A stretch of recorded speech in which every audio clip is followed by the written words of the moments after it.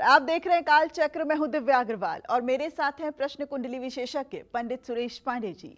बहुत बहुत स्वागत है पंडित जी। धन्यवाद।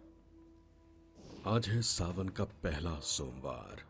पूरे सावन बनेंगे कई महासंयोग। महासंयोग में करें 60 महाउपाय। मिलेगी महादेव की महाकृपा। देखिए सावन स्पेशल कालचक्र। तो सावन का पावन महीना चल रहा है और आज सावन का पहला सोमवार है। इस बार सावन के महीने में कोई शुभ योग बन रहे हैं। सावन का हर दिन मंगलमय है और इस बार सावन पर किए गए कुछ महा उपाय, दान और मंत्र जाप आपको भगवान भोलेनाथ की असीम कृपा दिला सकते हैं। पूरे सावन आपको अपनी राशि अनुसार भगवान शिव की कैसे पूजा करनी है, साथ ही वो कौन से 60 उपाय हैं जो सावन के महीने में करने से आप सुखी, संपन्न और समृद्धशाली बन सकते हैं, यही बताएंगे आज आपको पंडित सुरेश पांडे जी। इसके अलावा अगर आपका भी कोई प्रश्न है तो आप हमें फोन कर सकते हैं। हमारा नंबर है 0120665415। तो सावन का पावन महीना चल रहा है और आज सावन का पहला सोमवार है। तो ऐसे में इस बार सावन में कितने सोमवार हैं, साथ ही कौन से ऐसे योग हैं जो इस बार के सावन को बहुत खास बना रहे हैं, आइए जानते हैं पंडित जी से। पंडित जी बताइए। 30 जुलाई से सावन महीने की शुरुआत हो चुकी है। सावन का महीना ही भगवान शिव के लिए क्यों प्रिय है, इसको आप जान लीजिए। क्योंकि सावन महीने की शुरुआत कर्क राशि के सूर्य से होती है। जब कर्क राशि में सूर्य होता है तब सावन महीने की शुरुआत होती है। और कर्क राशि किसकी है? चंद्रमा की। कर्क राशि का स्वामी कौन है? चंद्रमा है। भगवान शिव के साथ कौन विराजमान है? चंद्रमा है। और सोमवार किसका दिन है? चंद्रमा का। तो कहीं न कहीं से चंद्रमा और शिव की सानिध्य के कारण ये सावन का महीना अपने आप में अनुपम, अतुलनीय हो जाता है। इस साल जो सावन का महीना है ये 28 अगस्त को समाप्त होगा, शुक्रवार को। इस बार सावन 29 दिनों का है। सावन में इस बार कुल 4 सोमवार होंगे। सावन का पहला सोमवार आज यानी 3 अगस्त को, सावन का दूसरा सोमवार यानी 10 अगस्त को, इसी दिन सोम प्रदोष व्रत भी है। सावन का तीसरा सोमवार 17 अगस्त को, सावन के तीसरे सोमवार में नाग पंचमी भी पड़ रही है, स्कंद षष्ठी भी पड़ रही है और सिंह राशि में सूर्य का गोचर भी होगा और रवि योग भी बना हुआ है। सावन का चौथा सोमवार 24 अगस्त को है। सावन के चौथे सोमवार पर दामोदर द्वादशी भी है। सावन में इस बार कुल 4 मंगला गौरी व्रत होंगे। 4 अगस्त को सावन का पहला मंगला गौरी व्रत होगा। सावन के पहले मंगलवार सर्वार्थ सिद्धि योग, अमृत सिद्धि योग, रवि योग बना हुआ है। 11 अगस्त को सावन का दूसरा मंगला गौरी व्रत होगा और सावन की शिवरात्रि भी उस दिन है। 18 अगस्त को सावन का तीसरा मंगल गौरी व्रत है। कल की जयंती और रवि योग बनेगा। 25 अगस्त को सावन का चौथा मंगला गौरी व्रत है। सावन के चौथे मंगलवार भौम प्रदोष व्रत, त्रिपुष्कर योग और रवि योग बना हुआ है। 12 अगस्त को हरियाली अमावस्या है और सूर्य ग्रहण भी है। हालांकि भारत में सूर्य ग्रहण दिखाई नहीं देगा और ना ही इसका सूतक पातक लगेगा और न भारत में ये मान्य होगा। 15 अगस्त को हरियाली तीज है और इसी दिन रवि योग बनेगा। 28 अगस्त को रक्षाबंधन है और इसी दिन सावन महीने का समापन भी होगा। जय मां विंध्यवासिनी। तो चलिए, आज चूंकि सावन का पहला सोमवार है तो और पंडित जी से जरूरी जानकारी भी लेंगे, लेकिन राशि अनुसार चर्चा की शुरुआत करते हैं। और सबसे पहले बात मेष राशि की। मेष राशि वाले सावन के महीने को शुभ बनाने के लिए और भगवान शिव की कृपा पाने के लिए क्या करें उपाय, आइए जानते हैं। देखिए, मेष राशि के जातकों को बताना चाहूँगा कि आपके उपास्य स्थान के स्वामी सूर्यदेव होते हैं। ठीक है, तो ऐसे में भगवान शिव की कृपा पाने के लिए हर रोज आपको जल में गुड़ मिलाकर भगवान शिव का अभिषेक करना चाहिए। जल में चंदन मिला करके भी शिव जी का अभिषेक आप कर सकते हैं। सावन में शिव जी को सफ़ेद मंदार माने आंकड़े का फूल आप चढ़ा सकते हैं। बेलपत्र पर सफ़ेद चंदन या अष्टगंध से राम राम लिख करके शिवलिंग पर अर्पित कर सकते हैं। और सोमवार के दिन जो लोग व्रती हैं, सोमवार का जो लोग व्रत कर रहे हैं वो पुण्यात्मा लोग हैं। सामान्य लोगों से नहीं होगा व्रत, विश्वास करो। आपको लगता होगा मेरी बात अतिशयोक्ति है, लेकिन मेरी बात अतिशयोक्ति नहीं है। उनके पूर्व जन्म का अच्छा प्रारब्ध होगा तभी वो व्रत कर रहे हैं, और निश्चित रूप से वो पवित्र आत्मा है। यही सर आवत अति कठिनाई, बिनु शिव कृपा आई नहीं जाई। सोमवार का व्रत वही करता है जिसके ऊपर भगवान शिव की अहेतुकी कृपा होती है। तो भैया, अगर आप सोमवार का व्रत कर रहे हैं तो आपको सुबह शाम ओम नमः शिवाय का पवित्रता के साथ जप भी करना चाहिए। ये पंचाक्षर मंत्र अपने आप में बहुत अद्भुत और शक्तिशाली है। कैसी भी डिप्रेशन हो, कैसी भी एंजाइटी हो, कैसा भी आपके मन में विषाद का वातावरण हो, अगर आप ओम नमः शिवाय बोल करके जप करें, आप बोलें और आपका कान सुने, मन आनंदित हो, तो निश्चित रूप से एंजाइटी और डिप्रेशन से तत्काल आपको मतलब राहत मिल जाएगी। और आपको सावन के पूरे महीने में हनुमान जी की भी उपासना करनी चाहिए, क्योंकि हनुमान जी एकादश रुद्र हैं। हनुमान जी भी जो है एक तरह से शिव जी के ही अंशावतार हैं, इसमें कोई संदेह नहीं है। शास्त्र ऐसा ही कहते हैं। जब माँ पार्वती ने पूछा कि हे प्रभु, आप सब कथा कह रहे हैं, तो आप कह रहे हैं कि रावण को भगवान श्री राम मारेंगे? कहन हाँ मारेंगे। कहन तो उसने तो अपने 10 सिरों को काट करके आपकी सेवा की है, तो आप कैसे मतलब कि जा करके हनुमान रूप में रावण के विध्वंस को करेंगे? वो तो आपका भक्त है। कहन इसीलिए तो 10 सिरों से उसने पूजा की है, तो मेरे 10 रुद्र तक उसको नहीं मारेंगे, और हनुमान जी के रूप में मैं 11वां रुद्र होऊंगा। वही 11वां रुद्र जो है वो रावण का विध्वंस करेगा। तो भगवान हनुमान जी जो है ये 11वें रुद्रावतार हैं।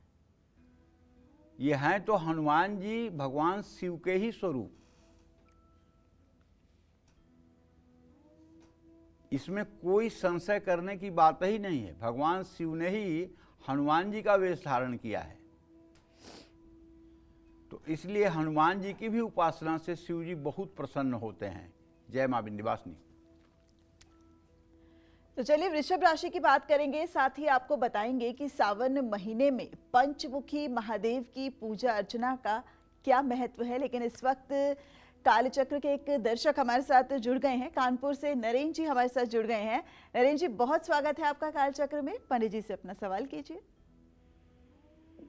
पंडित जी प्रणाम। हाँ, सुखी रहिए भैया जी। मैं कानपुर से नरेंद्र बात कर रहा हूँ जी। सर, मेरे 2 बेटियां हैं सर। इसमें जो है पहली की डेट ऑफ बर्थ है 19 सितंबर 2017 और दूसरी बेटी की है 25 अगस्त 2020।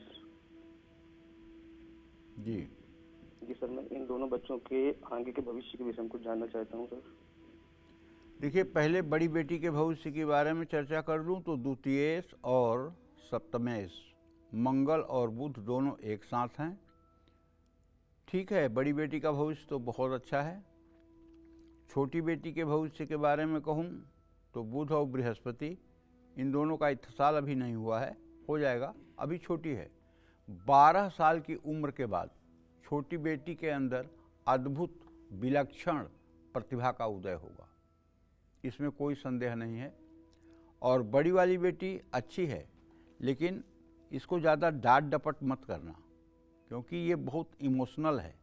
चंद्रमा शनि की युति है पंचम भाव में, ये बहुत इमोशनल है। अभी कम उम्र है इसकी, 8 साल की है, लेकिन अगर इसको डांटोगे या किसी छोटी बात पर इसको झिड़कोगे तो ये काफ़ी हीन भावना का शिकार हो जाएगी। तो ऐसे बच्चों को हर समय मतलब कि शाबाशी देना चाहिए, ऐसे बच्चों को कभी दबा करके नहीं रखना चाहिए, और जो कुछ भी समझाना हो वो पॉजिटिव वे में समझाना चाहिए। बच्चों की परवरिश बड़ी महत्व रखती है। वैसे तुम्हारे दोनों बेटियों का भविष्य मुझे बहुत अच्छा दिखाई दे रहा है नरेंद्र, और बहुत ही अच्छा दिखाई दे रहा है। दोनों को अच्छे से पढ़ाओ लिखाओ और सफलता मिलेगी आपको। जय मां विंध्यवासिनी। तो चलिए बिना वक्त गवाए अब बात करते हैं वृषभ राशि की। वृषभ राशि वाले सावन के महीने को शुभ बनाने के लिए और भगवान शिव की कृपा पाने के लिए क्या करें उपाय, आइए जानते हैं। देखिए, जिन लोगों की वृषभ राशि है, सावन में ऐसे लोग भगवान शिव की कृपा पाने के लिए हर रोज शिवलिंग पर दूध जल से अभिषेक करें। किसी जरूरतमंद को दूध का दान करें। वृषभ राशि वाले सावन में दही से भी शिव जी का अभिषेक कर सकते हैं। शिवलिंग पर 108 बेलपत्र चढ़ाएं। शिव स्तोत्र, शिव पंचाक्षरी स्तोत्र का पाठ करें। पंचाक्षरी स्तोत्र है: नागेंद्रहाराय त्रिलोचनाय भस्मांगरागाय महेश्वराय नित्याय शुद्धाय दिगंबराय तस्मै नकाराय नमः शिवाय। शिवाय गौरी बदनाब्ज वृंद सूर्याय दक्षाध्वरनाशकाय श्रीनीलकंठाय वृषध्वजाय तस्मै मकाराय नमः शिवाय। तो कहने का मतलब कि इस तरह से शिव पंचाक्षर स्तोत्र का सुबह शाम पाठ करने से भगवान शिव की प्रसन्नता होती है। शिव स्तुति का पाठ करने से भी वृषभ राशि के जातकों पर भोलेनाथ जल्दी प्रसन्न होते हैं। देखिए, राशि आपकी कोई भी हो, लेकिन मंत्र महामणि विषय ब्याल के मेटत कठिन कुअंक भाल के।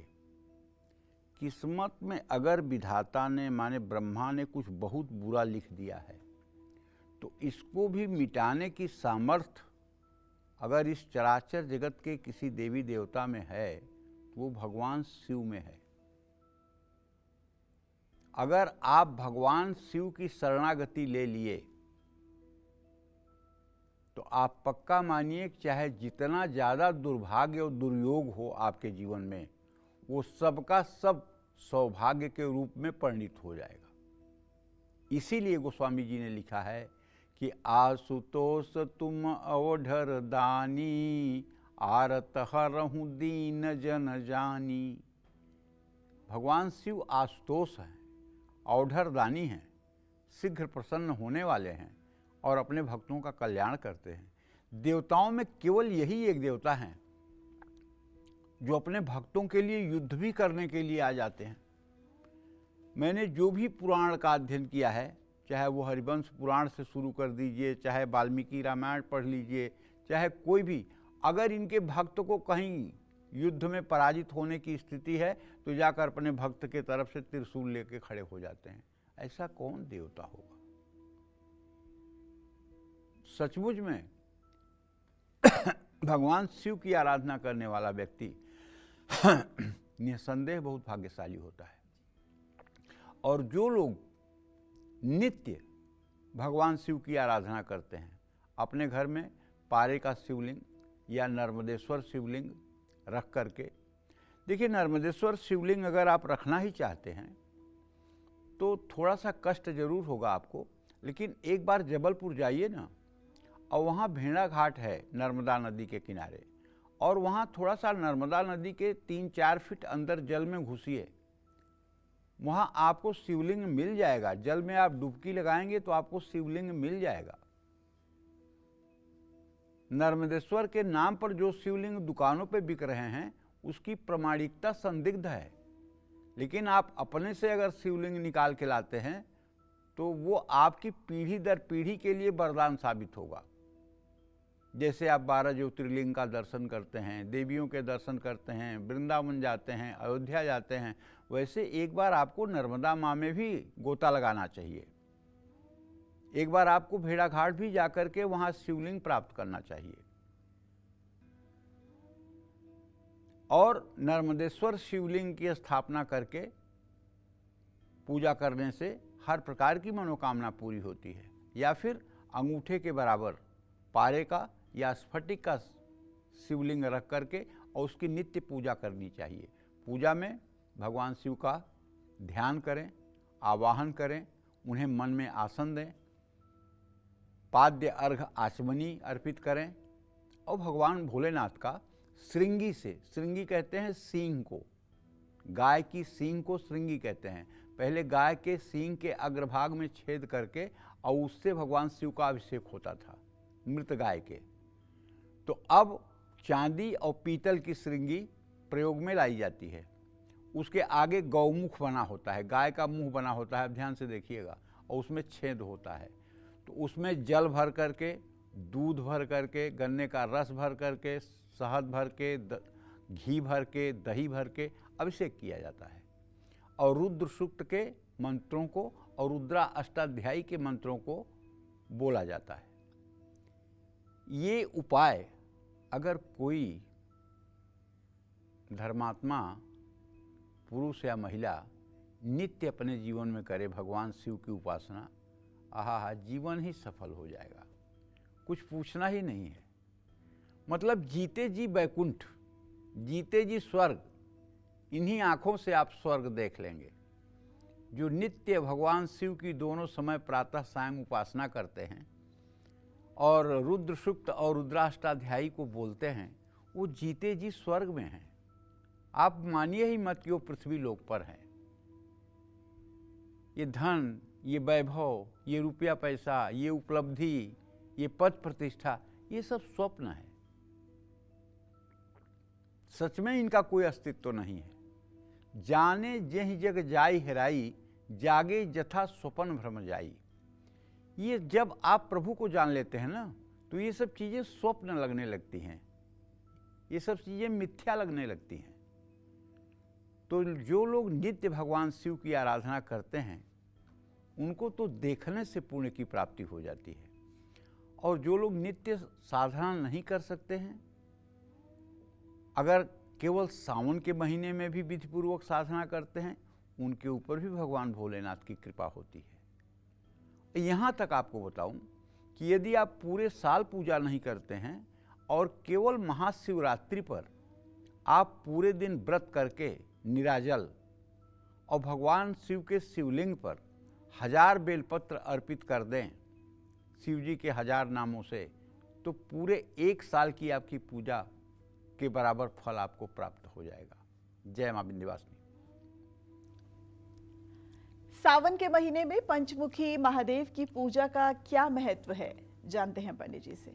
पंडित जी बताइए, पंचमुखी महादेव यानी कि जैसे नाम से ही परिभाषित होता नजर आ रहा है कि वो जिनके 5 मुख हैं। जी देखिए, भगवान शिव का सावन में पंचमुखी महादेव की उपासना का बहुत महत्व है।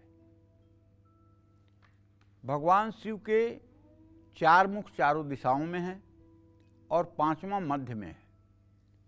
5 मुखों के कारण भगवान शिव पंचानन भी कहलाते हैं, पंचवक्त्र भी कहलाते हैं।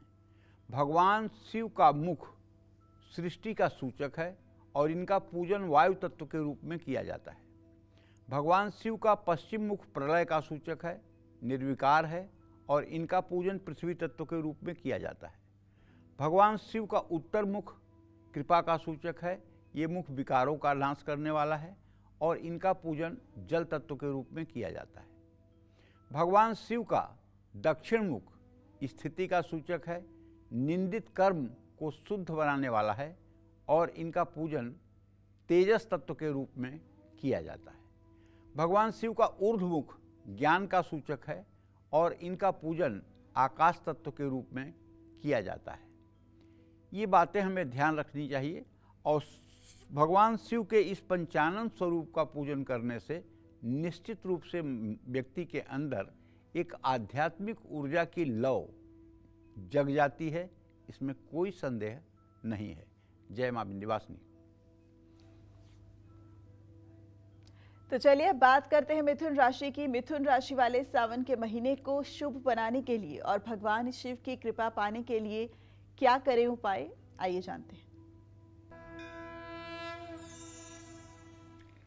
मिथुन राशि के जातक सावन के महीने में भगवान शिव की कृपा पाने के लिए हर रोज वैसे जो मैंने उपाय बताया है प्रायः वो सारे नियम आपको फॉलो करना है। ऐसा नहीं कि मैंने कह दिया कि गन्ने के रस से भगवान का अभिषेक करें तो आप 1 लीटर गन्ने का रस लिए और चले गए शिव मंदिर में और 1 लीटर गन्ने का रस आपने शिवलिंग पे चढ़ा करके और नमस्ते करके चल दिए तो कह दिए पंडित जी ने तो यही बताया था, मैं तो वही यही करूँगा। अरे ऐसा मत करना। करना है तो वहाँ जाना है गन्ने का रस लेकर के, तो पहले जल चढ़ा देना, पहले उसके बाद थोड़ा सा दूध चढ़ा देना, फिर गन्ने का रस और फिर उसके बाद जल डाल देना है, फिर थोड़ी सी शहद, फिर थोड़ा सा घी, फिर थोड़ी सी दही और उसके बाद शिवलिंग को जल से धो करके बेलपत्र रख करके धूप दीप जला करके केला और सेब का भोग लगा करके पेड़ा बर्फी का भोग लगा के थोड़ी सी भांग धतूर चढ़ा करके भस्म विभूति अर्पित करके और भगवान शिव की आरती कर लीजिएगा। सावन में हर रोज़ भगवान शिव को धतूरा और बेलपत्र जरूर चढ़ाइएगा। पूरे सावन भगवान शिव की पूजा करने के बाद आपको गाय की भी सेवा करनी चाहिए। हरे वस्त्र और हरे फल शिव मंदिर में दान करना चाहिए और जितना हो सके ओम नमः शिवाय, ओम नमः सोचते हुए श्वास को नाभि तक ले जाएं, शिवाय सोचते हुए बाहर निकालें। ओम नमः सोचते हुए श्वास को अंदर ले जाएं, शिवाय सोचते हुए श्वास को बाहर निकालें। ये क्रम अगर आपने 8-8 मिनट भी कर लिया सुबह शाम तो आप विश्वास करिए और कुछ हो या ना हो, लेकिन आपके मन की एंजाइटी, आपके मन का अदृश्य भय और हीन भावना, ये 3 चीज़ों की मैं गारंटी लेता हूं कि इन 3 चीज़ों से आप 1 महीने में मुक्त हो जाएंगे। लेकिन करना क्या है? माला पे जप की बात नहीं कर रहा हूं। माला फेरत जग बिता, मिटा न मन का फेर, कर का मन का डारी के मन का फेर। मन का क्या है? ये श्वास पे ही जप करना। ओम नमः सोचते हुए श्वास को नाभि तक ले जाना, शिवाय सोचते हुए श्वास को बाहर निकालना और अपना ध्यान नासिका के छिद्र पर रखना। अगर बाईं नाक से सांस चल रही है तो बाईं नाक के अग्रभाग पर ध्यान लगाना, दाहिनी नाक से सांस चल रही है तो दाहिनी छिद्र पर ध्यान लगाना। 1 सेकंड के लिए आपका मन इधर उधर नहीं जाएगा। जो लोग शिकायत करते हैं कि जब हम पूजा में बैठते हैं तो बड़े गलत गलत विचार हमारे दिमाग में आते हैं, बहुत बुरी बुरी बातें दिमाग में आती हैं, मन उचट जाता है, पूजा करने का मन नहीं करता है। वैसे तो ये विचार आते नहीं हैं, ये विचार जाने के लिए आ रहे हैं, लेकिन हाँ विक्षेप तो होता है। तो आपका मन 1 सेकंड के लिए ना जाए कहीं, उसके लिए अगर आप अपने नासिका के अग्र छिद्र पर ध्यान दे करके और तब जप करेंगे तो मैं पूरी गारंटी के साथ कहता हूँ 1 सेकंड के लिए आपका मन इधर उधर नहीं होगा। कारण ये है, मन को चलने के लिए जिस पैर की आवश्यकता है, जिस साधन की आवश्यकता है, वो है प्राणवायु। और अगर ये 1 सेकंड में अमेरिका पहुंचता है तो इसका सहायक है प्राणवायु। अगर प्राणवायु को आपने निरुद्ध कर लिया है तो ये कहीं जाएगा ही नहीं। ऐसे तो आप बैठे हुए हो और आपका मन बंबई में घूम रहा है, आपकी बुद्धि देख रही है कि तो बंबई में घूम रहा है, लेकिन बुद्धि हताश है। अब उसको कितना बुलाए वो आए और फिर कहीं चला जाएगा। लेकिन जब प्राणवायु जहाँ से प्रवेश कर रही है वहाँ अगर आपका ध्यान हो जाएगा तो ये 1 सेकंड के लिए इधर उधर नहीं होगा। ये करके आप देख लीजिएगा, ये अनुभव आप करके देख लीजिएगा। और जानते हैं, मन के हारे हार है, मन के जीते जीत। अगर मन आपके काबू में हो गया, मन जैसा कोई मित्र नहीं और मन जैसा कोई शत्रु नहीं। मन से बड़ा कोई इंसान का शत्रु नहीं है। यही मन, जितने बुरे कर्म हैं यही मन करवाता है और जितने शुभ कर्म हैं यही मन करवाता है। इसीलिए भगवान श्री कृष्ण ने कहा ना कि इंद्रियाणाम मनश्चास्मि, इंद्रियों में मैं मन हूं। तो कब मन बनेंगे भगवान कृष्ण? काम, क्रोध, मोह, लोभ, मद, मत्सर, ये 6 विकारों से जब मन रहित होगा तब भगवान कृष्ण इंद्रियाणाम मनश्चास्मि, तब वो आपके शरीर में मन में प्रवेश करके और वहाँ प्रकट होंगे। तो इसलिए ध्यान देने की बात है। थोड़ी सी साधना तो करनी चाहिए, सबको करना चाहिए। जय मां विंध्यवासिनी। तो चलिए, कर्क राशि वाले सावन के महीने को शुभ बनाने के लिए और भगवान शिव की कृपा पाने के लिए क्या करें खास उपाय, आइए जानते हैं। कर्क राशि के जातकों के राशि स्वामी होते हैं चंद्रदेव, और भगवान शिव का चंद्रदेव से बड़ा संबंध है। आप जानते हैं 12 ज्योतिर्लिंगों में सबसे पहला शिवलिंग जो है ज्योतिर्लिंग, वो सोमनाथ का ही है। सोम माने चंद्रमा, नाथ माने नाथ। सोमनाथ जो मतलब चंद्रमा के नाथ हों। ये ज्योतिर्लिंग गुजरात के सौराष्ट्र में है, द्वारका में, समुद्र के किनारे। वहाँ क्षय रोग से पीड़ित चंद्रमा ने साधना की थी और वहाँ भगवान शिव प्रकट होकर के उसका क्षय रोग नष्ट किए थे। दक्ष प्रजापति के श्राप से उसे क्षय रोग हो गया था। तब से उस ज्योतिर्लिंग का नाम सोमनाथ है, इसलिए कि चंद्रमा ने वहाँ तपस्या की थी। तो मैं कहना चाहूँगा कि जो लोग कर्क राशि के हैं, उन्हें अगर शुद्ध गैया मैया का दूध मिल जाए तो भगवान शिव का यथोपचार पूजन करके और दूध से, कच्चे दूध से श्रृंगी में दूध डालकर रुद्र सूक्त को वो, अरे हाँ, अगर आपको रुद्र सूक्त पढ़ना नहीं आता है तो आप निराश मत होइएगा। अब तो इतना बढ़िया जुगाड़ हो गया है कि आपके पास मोबाइल है ही है, उसमें आप YouTube पे जाके बोल दीजिए रुद्र सूक्त, तो वो चलने लगेगा और वो 16 मंत्र बोलते हुए आप अभिषेक कर लीजिए, आपको पूरा पुण्य मिलेगा। सावन में सफ़ेद मंदार के फूल भोलेनाथ को समर्पित करिए, इससे भी सफलता मिलेगी। शिवलिंग पर सफ़ेद चंदन, भस्म विभूति, अखंडित चावल ये भी चढ़ाइए। सावन में किसी ज़रूरतमंद व्यक्ति को सफ़ेद वस्तु भी दान कीजिए और ओम ह्रीम ह्रौम नमः शिवाय इस मंत्र का भी यथासंभव जप करिए। सावन के हर सोमवार को मंदिर में बैठकर शिव चालीसा का भी पाठ करिए, ये भी आपके लिए फायदेमंद है। जय मां विंध्यवासिनी। इस बार का सावन महासंयोग का सावन है और आज यानी सावन के पहले सोमवार पंडित सुरेश पांडे जी 12 राशि वालों को भगवान शिव की पूजा से जुड़े वो खास उपाय बता रहे हैं जिसको पूरे सावन करने से उनकी हर मुश्किल हल हो सकती है। ऐसे में अपनी चर्चा को आगे बढ़ाते हुए अब जानते हैं सावन के हर सोमवार शिवलिंग पर क्या अर्पित करना चाहिए। पंडित जी बताइए। देखो, सावन के पहले सोमवार यानी आज शिवलिंग पर आपको, ध्यान से मेरी बात को सुनिएगा, आधी अधूरी बात सुनेंगे तो पूजा का आनंद नहीं आएगा। आप पहले आंख बंद करके ध्यान करिए कि आप कैलाश पर्वत पर हैं। वहाँ एक विशाल बट वृक्ष है, बरगद का पेड़ है, जो 4 योजन लंबा चौड़ा है। 4 योजन माने 12 किलोमीटर लंबा चौड़ा है, जो विशाल वृक्ष है। और उसके नीचे एक स्फटिक की शिला है। उस शिला पर भगवान शिव समाधि लगाकर बैठे हुए हैं। उनके बगल में जगत जननी जगदम्बा माँ पार्वती, जो त्रैलोक्य के सुंदरता को भी पराजित कर रही हैं, जिनके तेज से पूरी पृथ्वी जगमग जगमग कर रही है, माँ पार्वती भगवान शिव के सानिध्य में खड़ी हैं और उनके सन्मुख शिव नंदी आदि शिवगण बैठ करके कीर्तन कर रहे हैं और आप भी वहाँ उपस्थित हैं।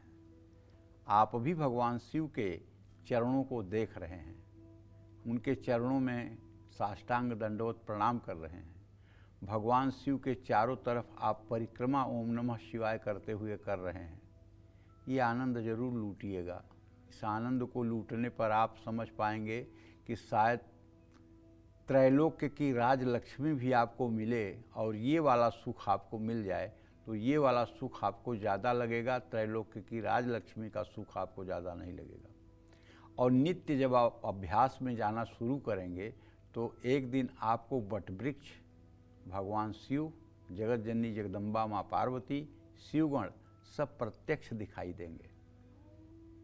और घंटे 2 घंटे इसी विधा से आप भगवान शिव के सानिध्य में बने रहें तो फिर देखिए कि जीवन कैसे बदलता है। तो कहने का मतलब ध्यान करिए, आवाहन करिए कि भगवान शिव हमारे पूजन में उपस्थित हों।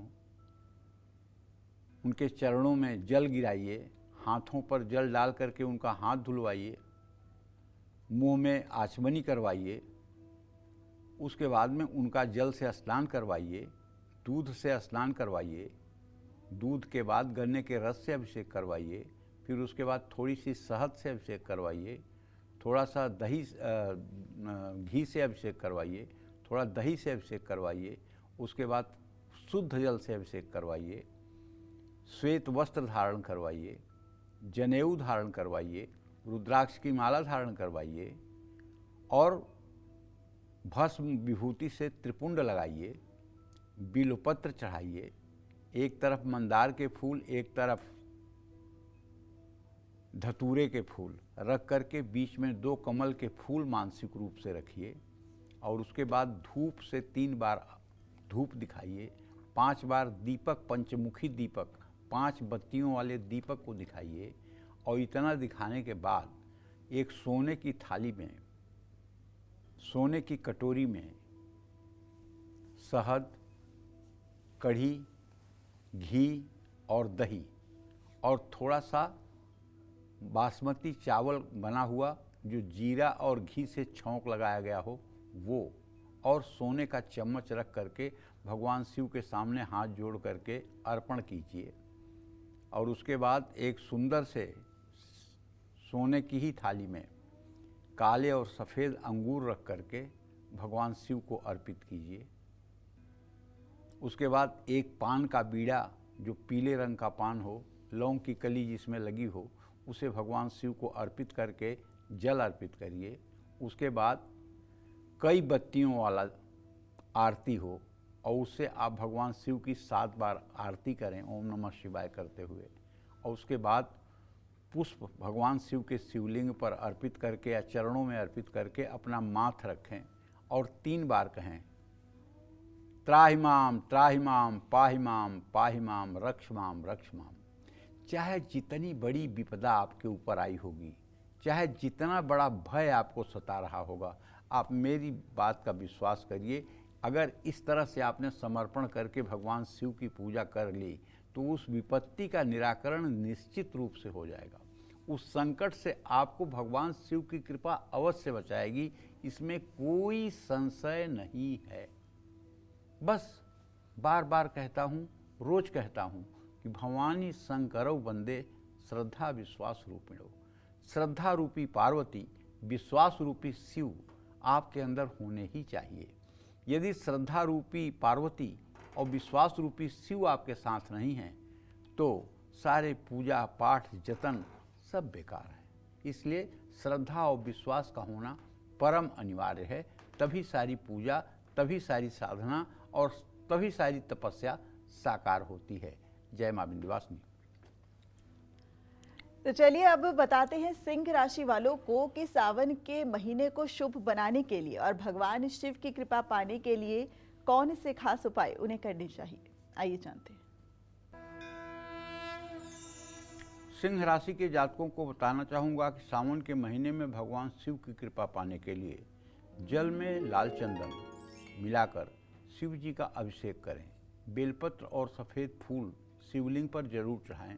हर शाम शिवलिंग के पास गाय के घी का दिया जलाएं। सावन में हर रोज़ शिव गायत्री मंत्र का जप करें। सावन में हर रोज़ शिव जी की कृपा पूजा से प्राप्त करने के लिए शिव अमृत वाणी सुनें।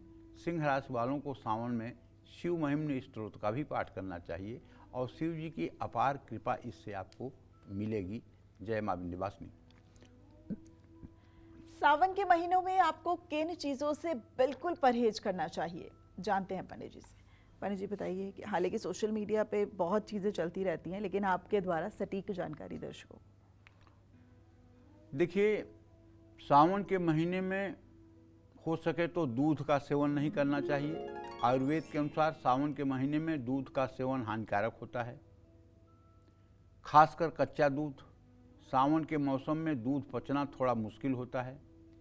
इस मौसम में वात, पित्त और कफ का असंतुलन बहुत सी बीमारियों को बढ़ाता है।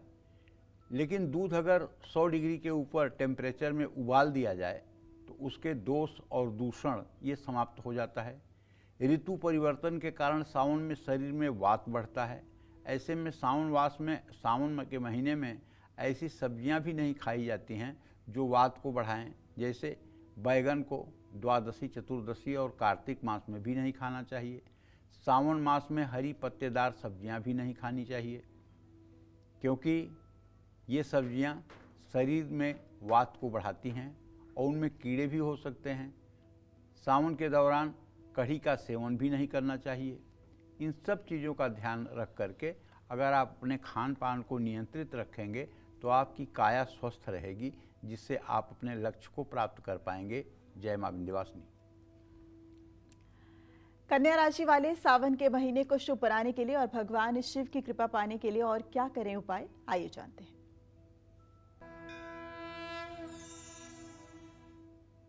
कन्या राशि के जातक भगवान शिव की कृपा पाने के लिए सावन के महीने में जल में शहद मिलाकर भगवान भोलेनाथ का दिव्य रुद्राभिषेक करें। सावन में शिवलिंग पर हर रोज कम से कम 11 बेलपत्र जरूर चढ़ाएं। ओम त्र्यंबकम यजामहे सुगंधिम पुष्टिवर्धनम उर्वारुकमिव बंधनान् मृत्योर्मुक्षीयमामृतात्। इस मंत्र का नित्य 108 बार शिवालय में बैठ करके जप करें। इससे आप दीर्घायु और चिरंजीव रहेंगे। जय मां विंध्यवासिनी। तो कन्या के बाद अब बारी तुला राशि वालों का ये जानने की और ये बताने की कि सावन के महीनों को शुभ बनाने के लिए और भगवान शिव की कृपा पाने के लिए वो कौन से महा उपाय करें, आइए जानते हैं। तुला राशि के जातक पूरे सावन भगवान शिव को गाय के घी और इत्र और सुगंधित तेल से भी भगवान शिव का अभिषेक कर सकते हैं। सावन में शिव जी को माखन मिश्री का भी भोग लगाना चाहिए और ओम नमः शिवाय मंत्र का जप करते हुए शिवलिंग पर 108 बेलपत्र चढ़ाना चाहिए। सावन में किसी जरूरतमंद व्यक्ति को कपड़ा दान करना चाहिए। सावन में केसर की मिठाई भगवान शिव को अर्पित करने से सभी मनोकामनाएं पूरी होती हैं। तुला राशि वाले सावन में शिव तांडव स्तोत्र का पाठ कर सकते हैं। इससे भी कल्याण का मार्ग प्रशस्त होगा। जो लोग नित्य प्रातः सायं शिव तांडव स्तोत्र का पाठ करते हैं उनके ऊपर अति शीघ्र भगवान शिव प्रसन्न होते हैं। 3 पाठ ऐसे हैं जैसे शिव पंचाक्षर स्तोत्र और शिव जी का शिवाष्टक, जो गोस्वामी तुलसीदास जी ने उत्तरकांड में लिखा है। नमामि समीशान निर्वाण रूपम विभुम व्यापकम ब्रह्म वेद स्वरूपम निजम निर्गुणम निर्विकल्पम निरीहम चिदाकाश वाकाश वासम वजेहम। तो मतलब कि भगवान शिव का जो ये रुद्राष्टक है, इसका भी अगर नित्य प्रातः सायं कोई व्यक्ति पाठ करे तो वो भगवान शिव की कृपा से हर समय कृतकृत्य रहेगा। और इसी तरह से शिव तांडव स्तोत्र है। शिव तांडव स्तोत्र का भी भाव विभोर होकर अगर कोई पाठ करे, और शिव तांडव स्तोत्र का पाठ तब किया जाता है जब भगवान शिव की आप पूरी पूजा कर लीजिए और पूजा का जब समापन होना हो तब आप शिव तांडव स्तोत्र का पाठ करिए।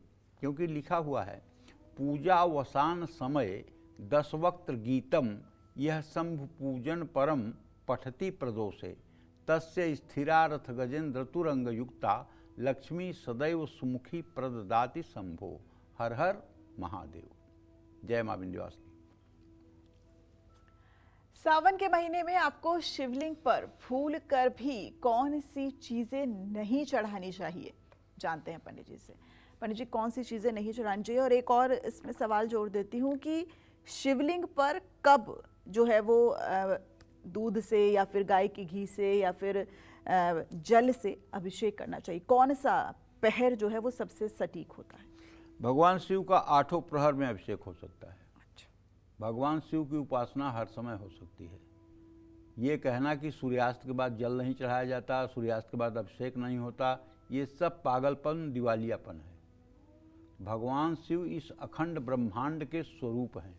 इनका जो शिवलिंग है ये अखंड ब्रह्मांड का प्रतीक है और इस सृष्टि की सारी वस्तुएं इन्हीं से प्रकट हुई हैं और इन्हीं में विलय करेंगी। शिव माने होता ही है कल्याण।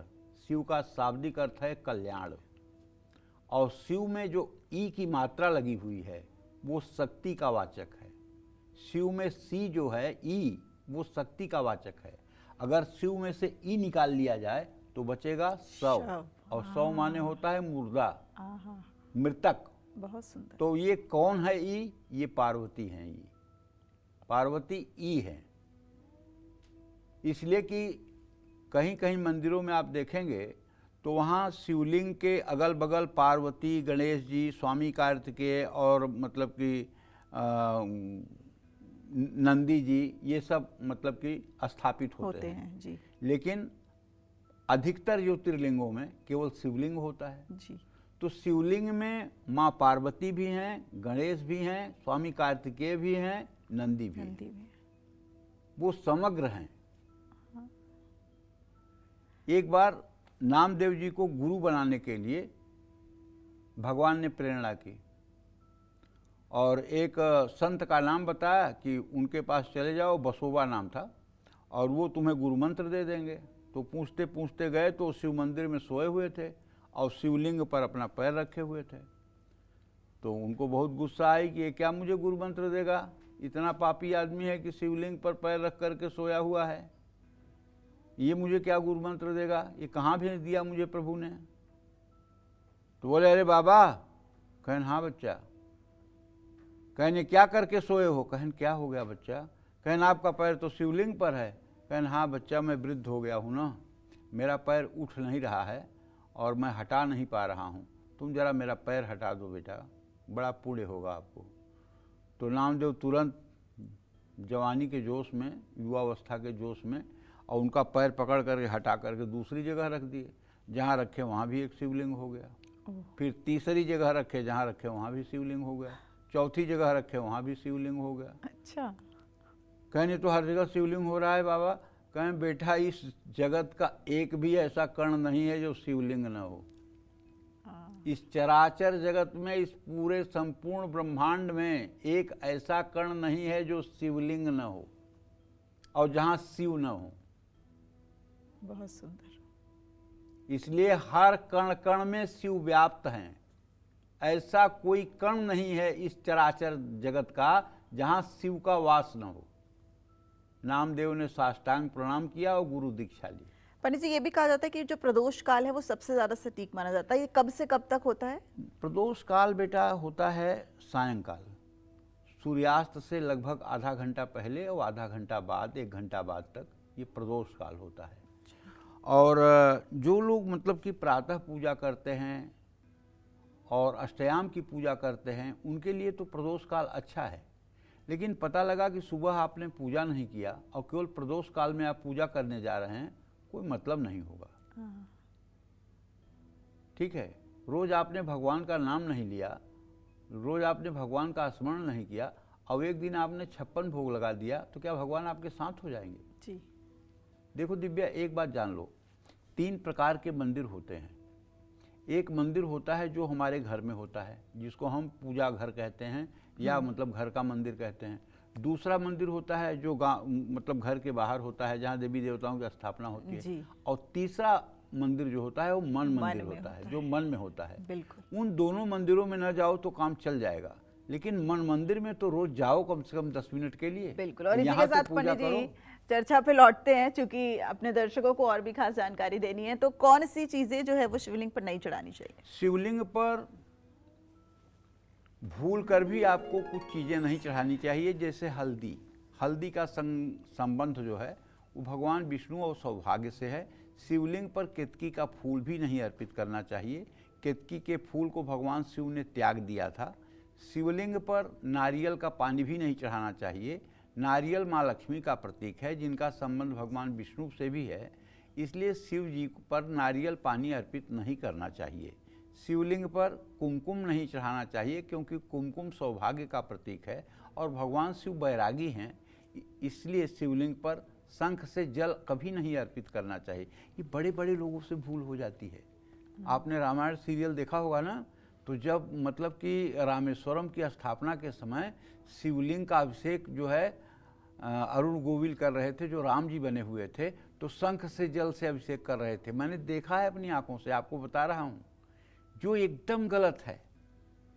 लेकिन रामानंद सागर को कोई बताने वाला कर्मकांडी पंडित नहीं था कि ये गलत हो रहा है, ये गलत हो रहा है। इसलिए ये बात मैं कह रहा हूं अपने दर्शकों को कि हम लोग फिल्मों का बहुत नकल करते हैं, सीरियल का नकल करते हैं, तो उसमें कहीं हम भी शंख से अभिषेक न करने लगें, इसलिए ये बात हम कहते हैं। और नहीं तो दृष्टिदोष करना ये मेरा काम नहीं है। इसलिए बताते हैं कि आप जागरूक रहें। मतलब वो देख करके, जैसे मतलब कि विजुअल में आप देखते हैं टीवी पर, तो एक कलश होता है, उसमें खड़ा नारियल होता है। अब इसका देखी देखा सब घर में खड़ा नारियल रखते हैं, जो दुर्भाग्य का प्रतीक है। तो इसलिए इन बातों पे बोलना पड़ता है। जय मां विंध्यवासिनी।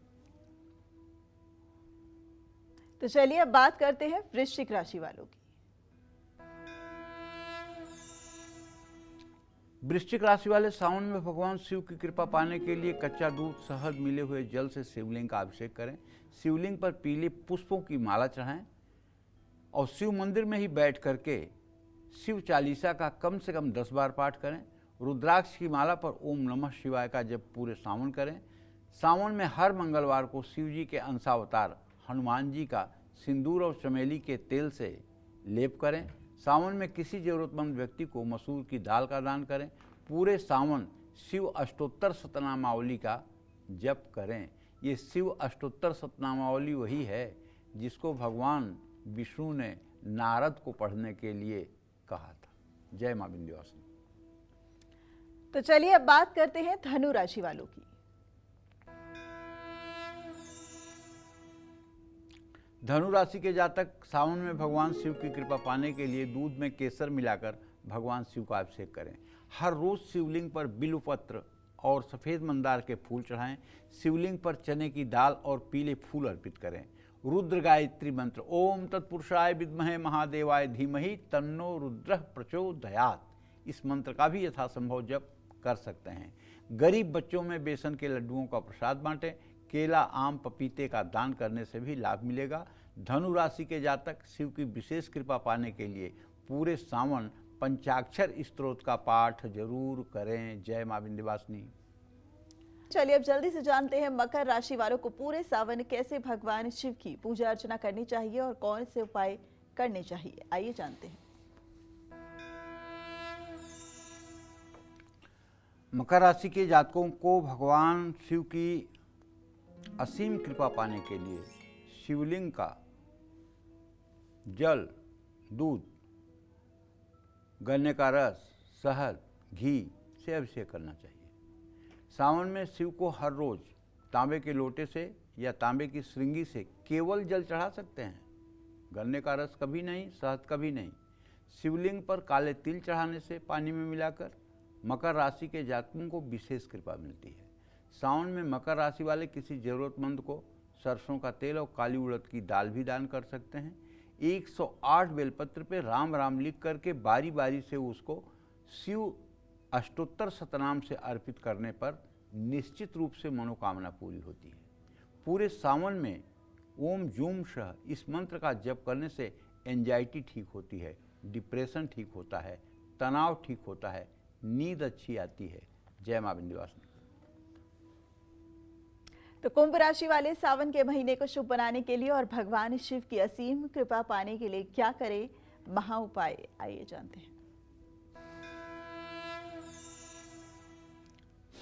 कुंभ राशि के जातक सावन में भगवान शिव की कृपा दृष्टि के लिए केसर मिश्रित दूध से, जल से अभिषेक करना चाहिए। रुद्र सूक्त का और रुद्राष्टाध्यायी का पाठ होना चाहिए।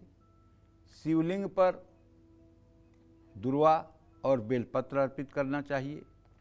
पूरे सावन के महीने में ओम नमः शिवाय, शिव चालीसा, या अगर आप महिला हैं और हाउसवाइफ हैं और आपको घर में 3-4 घंटे का रोज़ समय मिलता है, तो जब भी आपको समय मिले अपने पूजा स्थान में एक सुंदर सा शिव पुराण की पुस्तक रखकर भगवान शिव के चित्र के सामने बैठ करके और पूरे शिव पुराण का पाठ सावन के महीने में कर लो। अरे जीवन धन्य हो जाएगा, मनुष्य का शरीर धारण करना धन्य हो जाएगा। निश्चित रूप से आप अपने घर को एकदम नंदन वन जैसा बना दोगे, आप अपने घर को राम राज्य की स्थिति में पहुंचा दोगे। पूरे सावन के महीने में शिव पुराण का पूरा पाठ कर लीजिए और वहाँ मृत्युंजय के मंत्र का जप करते रहिए, इससे आपको राहत मिलेगी। जय मां विंध्यवासिनी। चलिए अब बात कर लेते हैं मीन राशि वालों की। मीन राशि वाले सावन के महीने को शुभ बनाने के लिए और भगवान शिव की कृपा पाने के लिए क्या करें उपाय, आइए जानते हैं। मीन राशि के जातकों को बताना चाहूँगा कि भाई, सावन के महीने में भगवान शिव की कृपा पाने के लिए आपको चाहिए जल में केसर मिला करके भगवान शिव का अभिषेक करिए। पूरे सावन में हर सोमवार को शिव जी को चावल का भोग लगाइए। चावल मतलब पका हुआ चावल। शिवलिंग पर पीले चंदन का लेप करने से मीन राशि वाले जातकों को शिव की विशेष कृपा मिलती है। सावन में किसी जरूरतमंद व्यक्ति को पीला फल, पीली मिठाई का दान करने से, पूरे सावन रुद्राक्ष की माला पर ओम नमः शिवाय का मंत्र जप करने से निश्चित रूप से आपकी मनोकामना पूरी होती है। और एक बात जान लीजिए, शिव पुराण में लिखा हुआ है कि पुरुष ओम नमः शिवाय का जप करें और महिलाएं नमः शिवाय का जप करें। लेकिन ये मंत्र ओम नमः शिवाय जो है दीक्षित होना चाहिए। अगर ये मंत्र दीक्षित नहीं है तो लोगों को भगवान शिव का नाम जप करना चाहिए। सांब सदा शिव, सांब सदा शिव, सांब सदा शिव। सांब का मतलब स अम्बा, मतलब माता पार्वती के साथ भगवान शिव, ये नाम जप है। और ओम नमः शिवाय पंचाक्षर ये मंत्र है। और इस मंत्र का 5 लाख जप करने से एक पुरस्चरण हो जाता है। और एक पुरस्चरण करने से व्यक्ति भगवान शिव के सानिध्य का पात्र बन जाता है। तो इसलिए श्रद्धापूर्वक मंत्र जप करना चाहिए। भगवान राम भी कहते हैं कि मंत्र जाप मम दृढ़ विश्वासा, पंचम भगत सुवेद प्रकाशा। मंत्र जप में हमारी विशेष रुचि है और ये मतलब कि दृढ़ विश्वास है कि इन मंत्रों का जप करने वाला अपने लक्ष्य को प्राप्त कर लेता है। जय मां विंध्यवासिनी। तो पंडित जी, इसी के साथ सावन के पहले सोमवार पर सावन से जुड़ी इतनी विशेष जानकारी हमारे दर्शकों तक पहुंचाने के लिए आपका बहुत शुक्रिया। धन्यवाद।